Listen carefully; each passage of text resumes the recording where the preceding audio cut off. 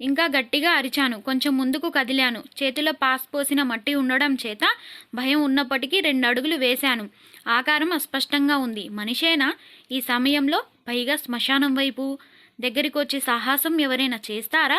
అది గాలి. నీ అమ్మ నా చేతులు మంత్రం ఇచ్చిన మట్టి ఉంది. కాలిపోతావు అని బూతులు మొదలుపెట్టాను. ఒక కూని రాగంలో వినపడసాగింది పాట. ఆడదాని గొంతు. ఒక్కసారిగా గాలి వేగం తగ్గింది. ఆ పాట స్పష్టంగా వినిపించింది. సినిమా పాట అయితే కాదు. అర్థం కాని రాగం. మొబైల్ టార్చ్ లైట్ వేసి కొంచెం ముందుకు కదిలాను. నా ఫోన్ రింగ్ అవుతుంది. ఆ రింగ్ సౌండ్కి జేబులో నుంచి ఫోన్ కింద వేశాను. కంగారుగా వంగి చూస్తే నాన్న కాల్. వణుకుతున్న కాళ్ళతో ఫోన్ తీసుకుని స్వాప్ చేశాను. నేను హలో నాన్న. ఆయాసం గుండెదడ వల్ల మాట్లాడలేకపోయాను. నాన్న ఏరా మోటార్ వేశావా? నేను వేశాను నాన్న. నాన్న పైప్ కనెక్షన్ చూడు, ఎక్కడైనా ఊడిపోయాయేమో. స్ప్రింక్లేయర్లు అన్నీ తిరుగుతున్నాయో లేదో ఫోన్ లైట్ వేసి చూడు.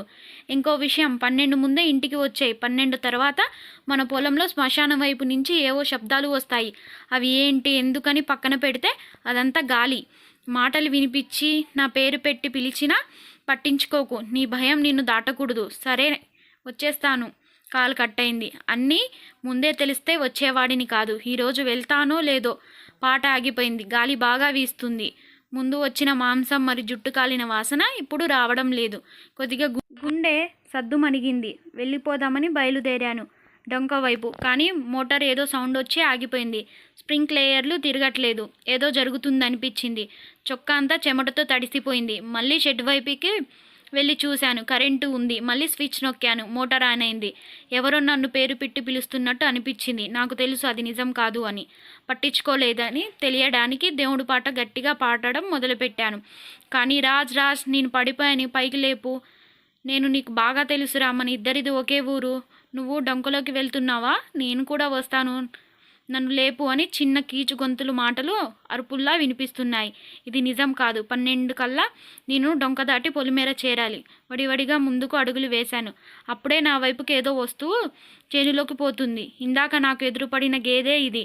మొబైల్ టార్చ్ దానివైపు చూపాను. అక్కడ లేదు. చూస్తే ఇందాక కనిపించిన ఆకారం దగ్గర ఉండి మేస్తుంది. అరే, ఒక్క నిమిషంలో అక్కడికి వెళ్తుందా?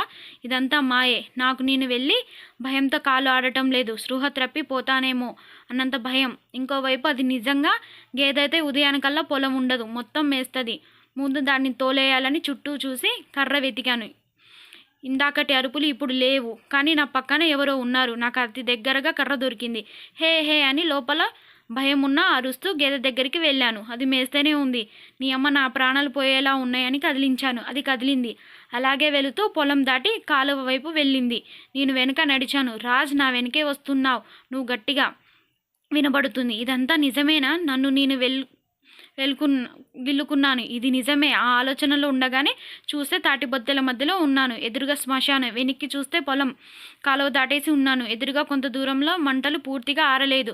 శాంతి శాంతి. వామ్ము, ఇక్కడి దాకా ఎలా వచ్చాను? మంటకి అవతల ఎవరో కూర్చున్నారు.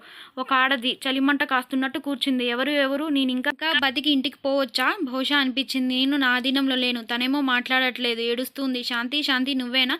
తడబడుతూ అన్నాను. ఏడుపులు పెరిగాయి. ఇందాక నేను మూలన కనిపించింది తనే. ఖచ్చితంగా చెప్పగలను. నువ్వేనా అని గట్టిగా అరిచాను. చూస్తే మళ్ళీ షెడ్డు దగ్గరే ఉన్నాను. చేనుకి అన్ని వైపులా చూశాను. గేదె లేదు. మరి ఇందాక దాకా జరిగింది నా ఊహన? గేదె ఏది? ఆ కూర్చుంది ఏడ్చింది శాంతినేనా? బుర్ర బ్లాక్ అయింది. మరుసటి భాగం కోసం ఎదురు చూడండి. Please like and subscribe my channel for more videos.